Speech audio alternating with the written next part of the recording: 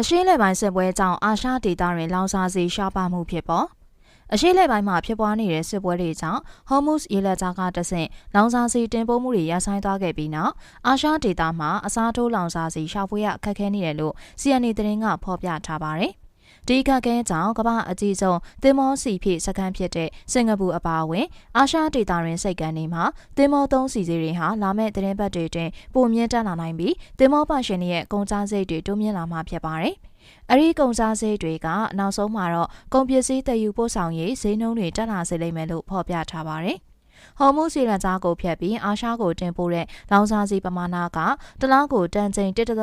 န်တနေ့ကိုစီ2,460,000ခန့်ရှိပြီးအဲ့ဒီထက်က80%ကအရှိတောင်အာရှကိုတင်ပို့နေခြင်းဖြစ်ပါတယ်။ဟော်မုစီရန်ကြားကနေတလားကိုစုစုပေါင်းလောင်စာဆီတန်ချိန် 3.8 တန်ခန့်တင်ပို့လေးရှိပါတယ်။လက်ရှိမှာတော့သင်္ဘောသွားလာမှုတွေကပြီးခဲ့တဲ့အပတ်ကထက်90%ထိကျဆင်းသွားခဲ့ပါတယ်။ကမ္ဘာလောင်စာဆီထောက်ပံ့မှုရဲ့ကြီးမားတဲ့အစိပ်ပိုင်းတစ်ခုကဒီရေလမ်းကြောင်းတစ်ခုတည်းပေါ်မှာမှီခိုနေရတာကြောင့်အနည်းငယ်အနှောက်အယှက်ဖြစ်ုံနဲ့ဈေးကွက်မှာထိခိုက်မှုတွေဖြစ်လာနိုင်တယ်လို့လည်းသုတေသနပညာရှင်ဆူမဲရတိုလီယာကသုံးသပ်ထားပါတယ်။